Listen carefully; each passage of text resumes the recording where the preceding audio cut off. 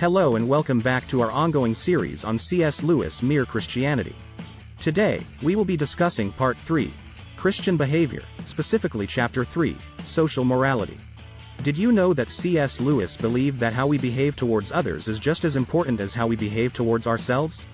In this chapter, Lewis explains why social morality is essential for Christians and how it should manifest in our daily lives. Lewis argues that social morality is about how we treat others and that it should be based on the same principles as personal morality. He writes, "Individualism leads to tyranny if there are no values outside the self. It becomes cruelty if there are." Lewis believed that the Christian concept of love, or charity, as he calls it, is the foundation of social morality. Charity means putting others first and treating them as we would like to be treated. Lewis also discusses the dangers of what he calls the herd instinct, where we blindly follow the crowd and ignore our own moral compass. He writes, "The instincts which are to make the state or the group stronger and more efficient than the individual are anti-Christian." So, how can we practice social morality in our daily lives?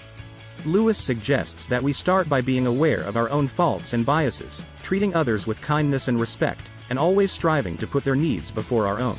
Now, let's take a look at some powerful quotes from Chapter 3, Social Morality.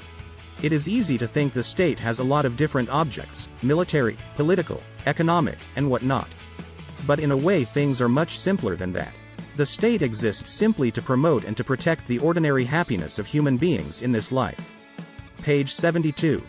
Lewis' insights on social morality are as relevant today as they were when he wrote them. It's up to us to put them into practice and create a kinder, more compassionate world. Before we go, here are two reflective questions. 1. How can you practice social morality in your daily life?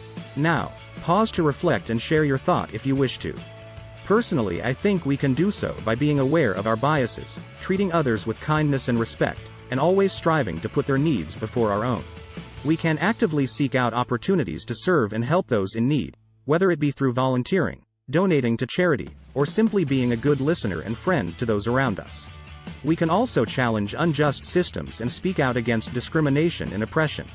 Another question to reflect on is 2. How can we balance individual and social morality? Now, pause the video to reflect and share your thought if you wish to. Personally, I think it is important to remember that individual morality and social morality are not mutually exclusive.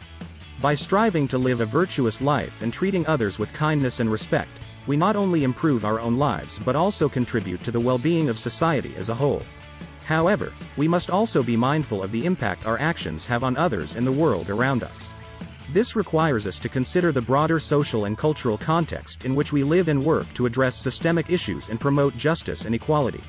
As we can see, social morality is an important aspect of Christian behavior and something that we should strive to practice in our daily lives.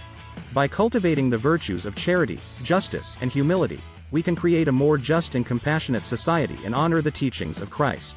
Let us continue to reflect on these important ideas and work towards becoming better individuals and members of our communities. Thank you for watching, and feel free to leave a comment with your thoughts and reflections on social morality.